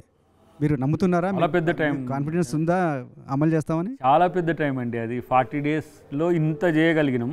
బట్ ఒకటేందంటే ఇప్పుడు చాలామంది ట్రోల్ చేస్తుండ్రు, లంకె బిందెలు ఉన్నాయని వచ్చిండ్రా మీరు, ఆడికి వచ్చే వరకు మట్టి బిందెలు ఉన్నాయని నేను ట్రోలింగ్ చూస్తున్నా కదా. వీడు గోడలు కూడా గీకిపోతారు. ఎవడన్నా ప్రభుత్వం ఇళ్ళకి రాయిపోయి తీసుకొని అయిపోయినాక గవర్నమెంట్లోకి పోయేటప్పుడు ఇప్పుడు మనం ఇల్లు కిరాయి చేయాలంటే ఆ దొంగసాటుగా ఆ కిటికీలకి వెళ్ళి అవతలకి ఇసిరేసినట్టు ఉన్న డబ్బునంతా కూడా అవతలకి పడేసిపోయిండ్రు. అంటే ఈడ ఉంటే బడ్జెట్లో ఉంటే కనుక వీళ్ళు రాగానే రైతు బంధు ఎక్కడిస్తారో అని ఆర్థిక విధ్వంసం అని చెప్పొచ్చు ఒక రకంగా. అసలు సర్ప్లస్ రెవెన్యూ పక్కన పెట్టండి, నిల్వ నగదు ఎంత ఉందో కూడా తెలియని పరిస్థితిలో రాష్ట్ర ఆర్థిక స్థితి ఉన్నది. ఏదో ఇప్పుడు తెలంగాణ కొంచెం అదృష్టం కొద్దీ హైదరాబాద్ రెవెన్యూస్, మిగతా కొంత రెవెన్యూస్లో నెలకు ఒక 10 నుంచి 12,000 కోట్లు ఉండబట్టి ఇప్పుడు సస్టైనబిలిటీ ఉంది. రేపు ఆర్థిక దుబారా అవినీతిని అరకట్టగలిగితే ఈ 30% నిధులను మనం మిగుల్చుకోవచ్చు. అట్లా కొంచెం ఇంకెక్కువ చేయొచ్చు. కానీ ఈయన లెక్క కాలువల కోసము, నీటి కోసం అని చెప్పేసి 1000 కోట్లు ఖర్చు పెట్టాల్సిన అవసరం కాంగ్రెస్ పార్టీ. యజ్ఞ మిమ్మల్ని క్వశ్చన్ అడగాలనుకుంటున్నారు. యజ్ఞ, రైట్ సార్. ఇప్పటికే హామీల విషయంలో కోర్స్ ప్రతిపక్షమైనటువంటి బీఆర్ఎస్ చాలా ఆరోపణలు చేస్తోంది. ఇవన్నీ కూడా పక్కన పెడితే 2 లక్షల ఉద్యోగాలు కూడా ఇస్తాము అని చెప్పింది కాంగ్రెస్.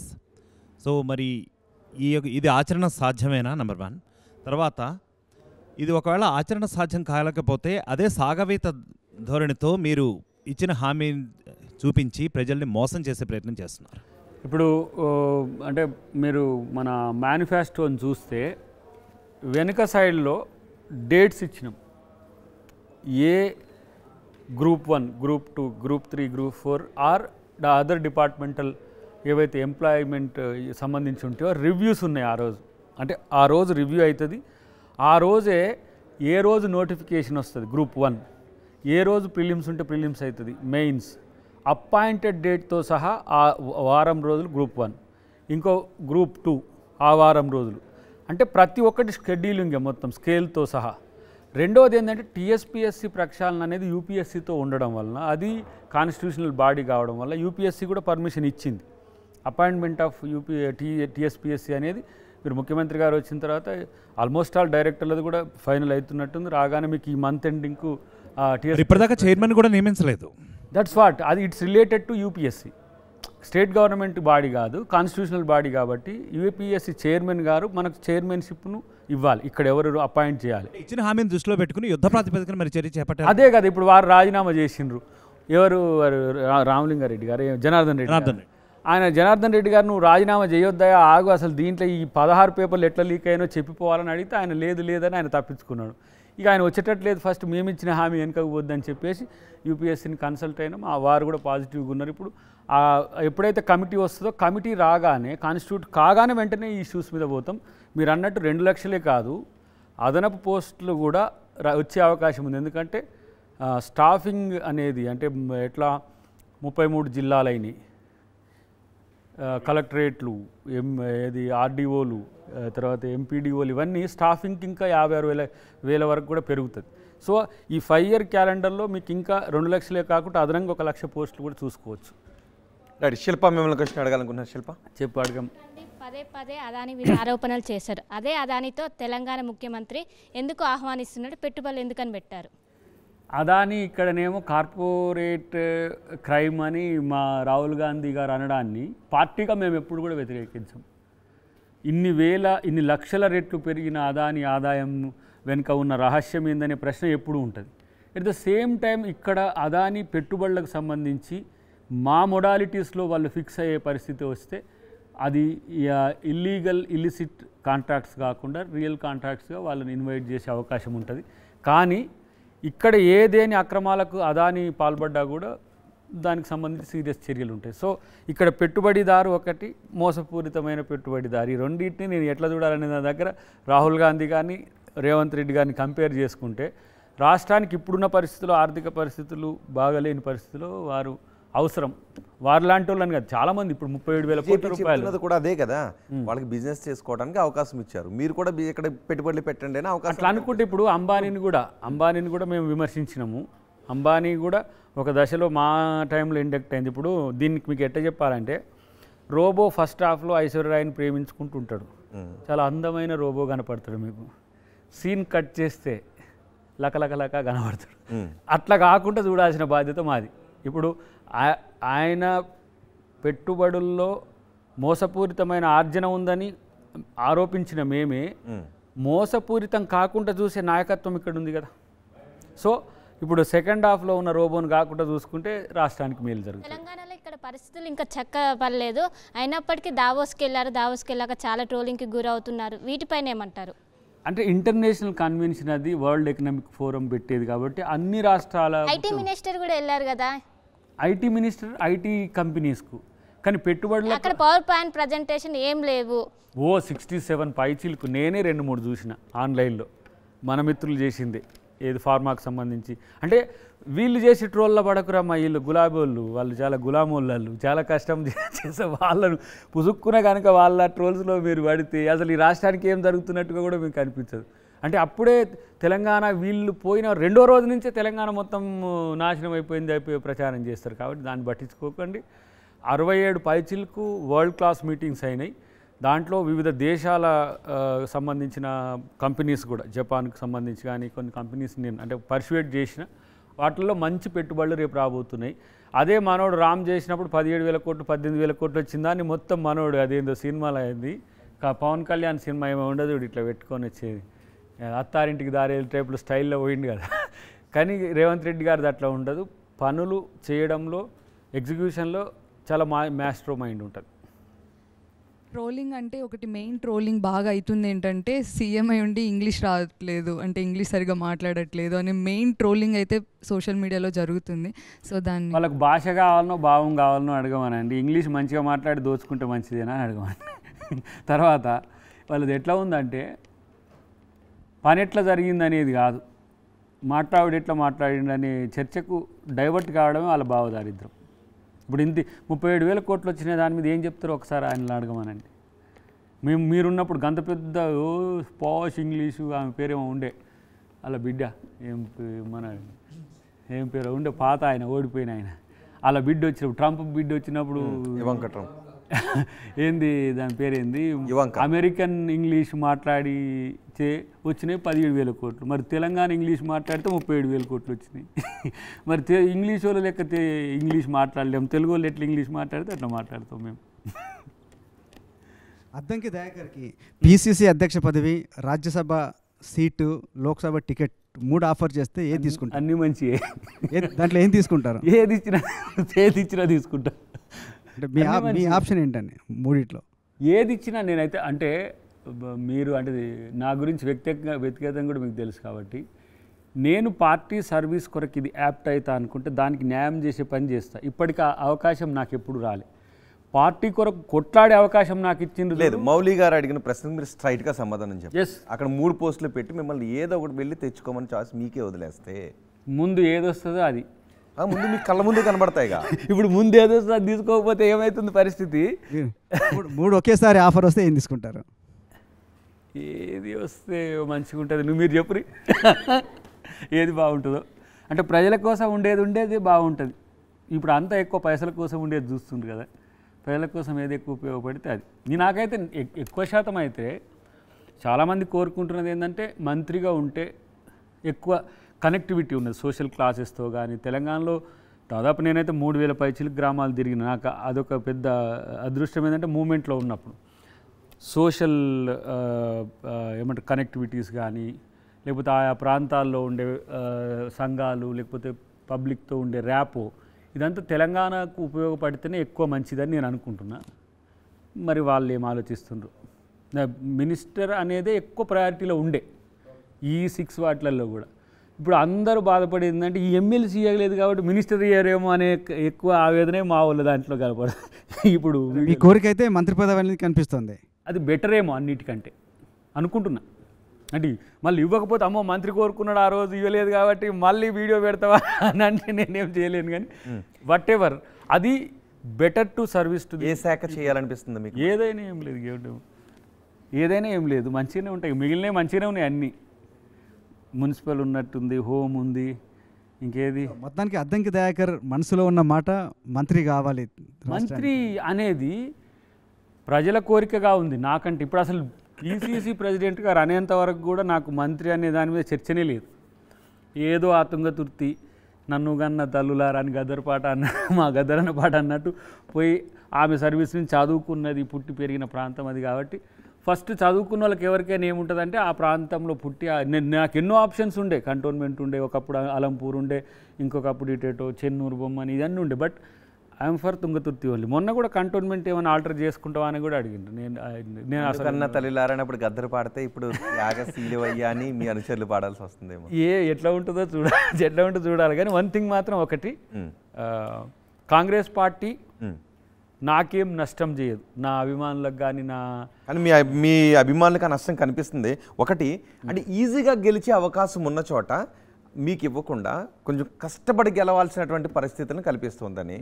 సో రేపొద్దున్న మీరు అడిగినట్టు ఏ ఎంపీనో గెలవమంటే కష్టపడే గెలవాలనుకుంటా. సో ఓకే, వీరుడు ఎప్పుడు కూడా పోరాడి గెలవాలనుకుంటాడు, ఎప్పుడు కూడా ఊరికనే గెలవాలని కూడా అనుకోడు, అంటే ఉత్త పుణ్యానికి రావాలని కూడా అనుకోడు. ఓకే, ఒకవేళ ఎంపీ టికెట్ మీరు అడగాలనుకుంటే ఎక్కడి నుంచి అడుగుతారు? నాకు ఈ 17 ఇట్లా లెక్కడిచ్చిన ఏం లేదు. శివరాకర్కి పోయి ఓల్డ్ సిటీలు ఏమన్నా ఏముంటుంది పోటీ చేసుడు. ఒకటి గెలుపు ఓటమి అనేది నన్ను కొత్తగా ప్రభావితం చేయగలిగితే అని అనుకోను.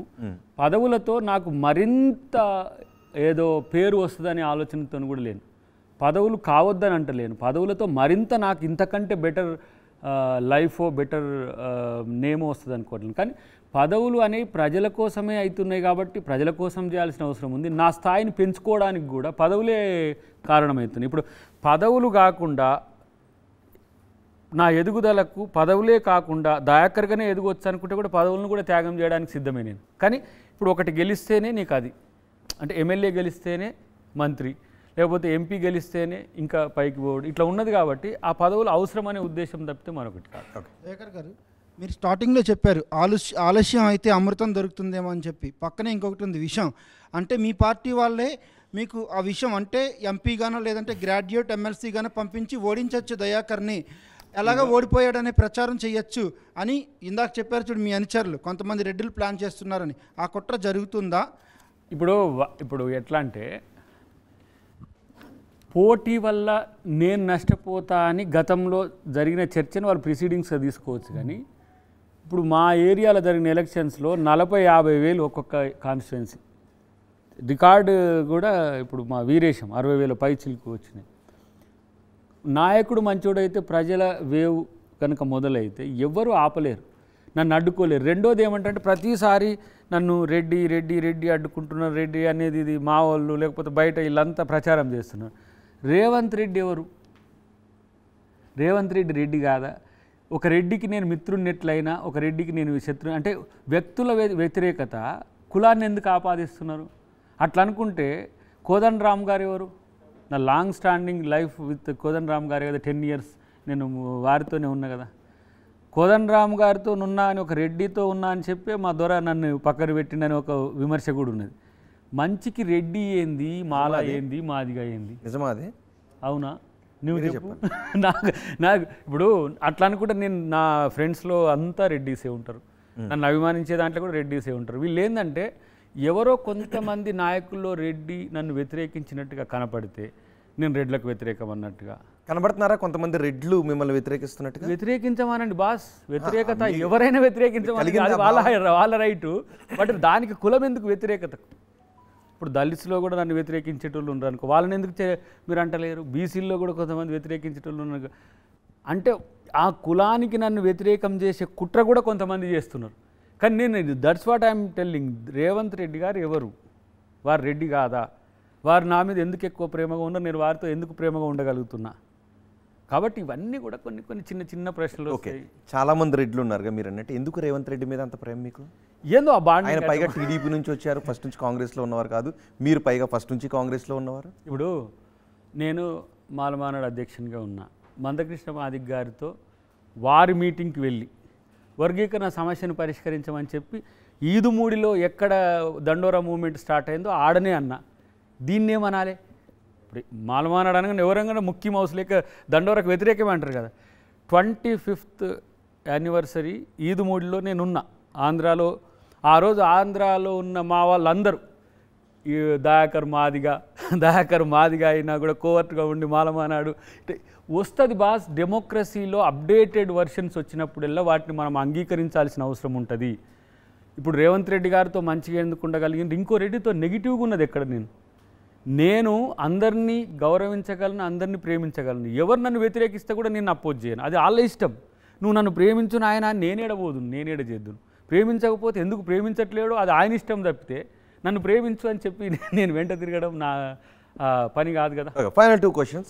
ఏంటి వర్గీకరణ? ఇప్పుడు ఆంధ్రప్రదేశ్ కేంద్రం ఆల్రెడీ అనౌన్స్ చేసింది, కమిటీని కూడా వేసింది వర్గీకరణ. వాళ్ళు ఎగ్జిక్యూట్ చేయమనండి, ఓట్ల కోసం కాకుండా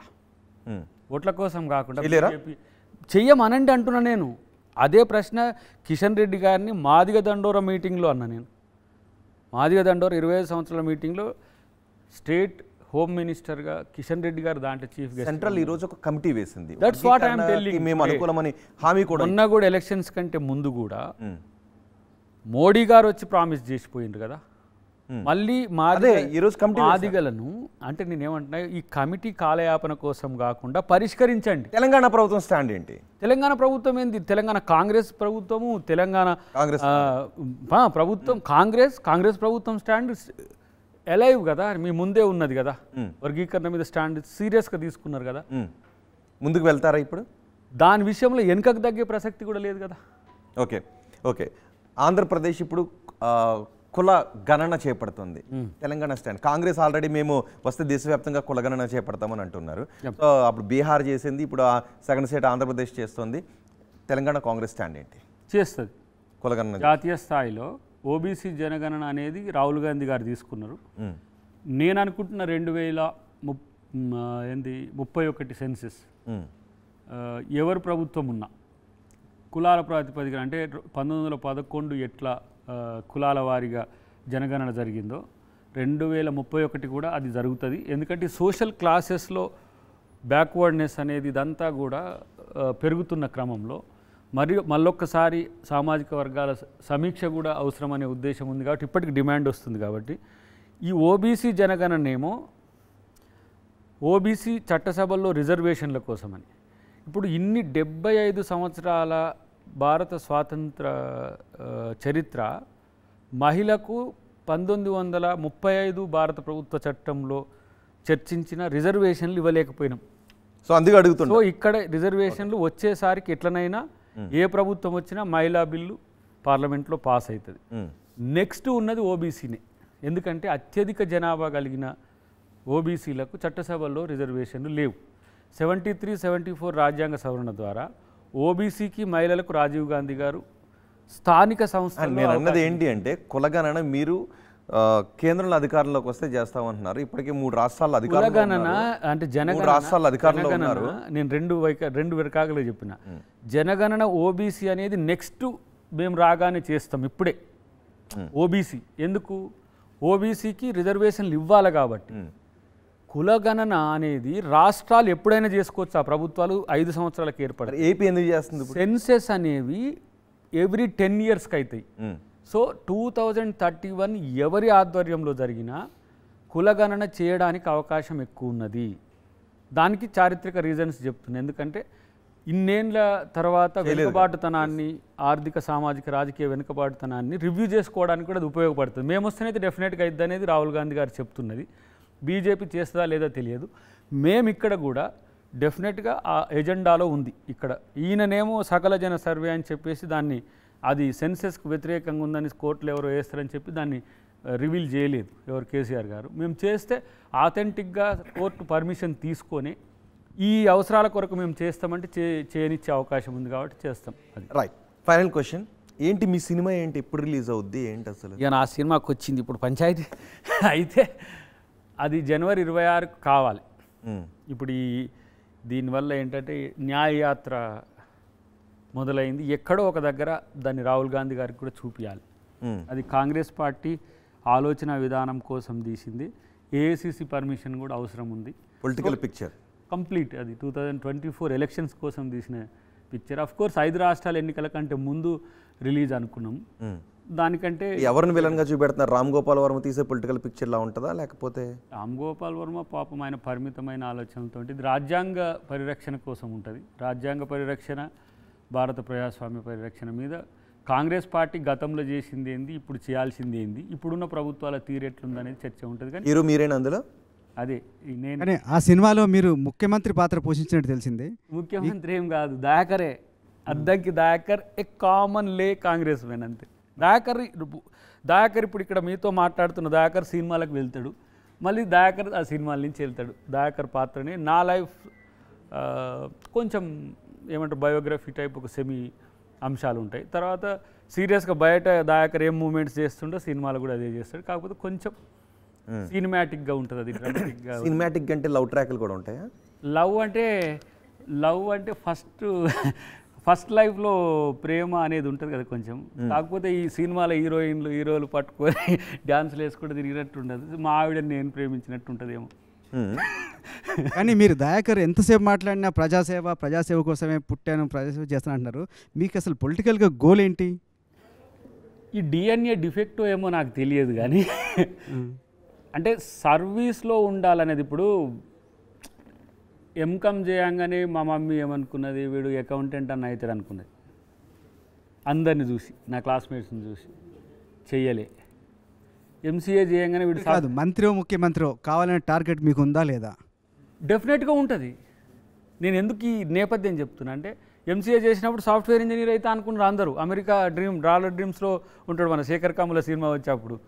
కానీ ఇప్పుడు పిహెచ్డి కూడా చేసిన నేను నా చదువు ప్రజల కోసమని అనుకున్నా.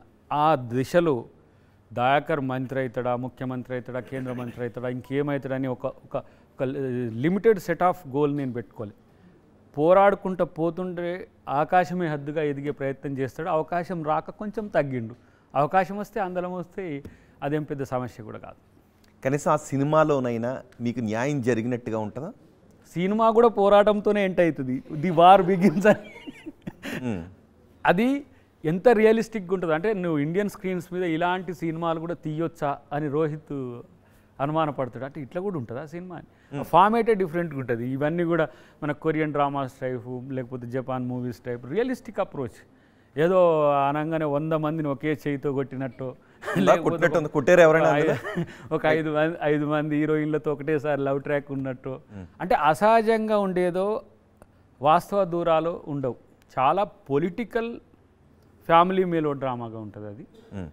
డెఫినెట్గా అంటే రాజకీయమే చెప్పి చూస్తే చూడగానే కాబట్టి కొంత మసాలా, నా లైఫ్ మసాలానే పెట్టి తీసుకున్నాం. దాంట్లో మళ్ళీ దాని మీద ఎవరైనా కోర్టుకు వెళ్ళే సందర్భాలు ఏమైనా వస్తాయి? ఏదైనా సరే ఎక్కడికి పోయినా దాని నెట్ఫ్లిక్స్ ఉన్నది, ఎన్ని రకాల వేదికలు ఉన్నాయి. పోతా బీబీసీకి పోతా, అక్కడి నుంచి రిలీజ్ చేస్తా. ఏమవుతుంది? ప్రధానంగా ఎవరిని విమర్శించారు ఆ సినిమాలో? ఇప్పుడు రాజకీయంగా దయాకర్ ఎవరిని విమర్శిస్తున్నాడు అంటే అమ్మో టీఆర్ఎస్ కాదు నాయన, దానికి ఏం లేదు. టీఆర్ఎస్లో ఏమున్నది కానీ అది జాతీయ రాజకీయాలే.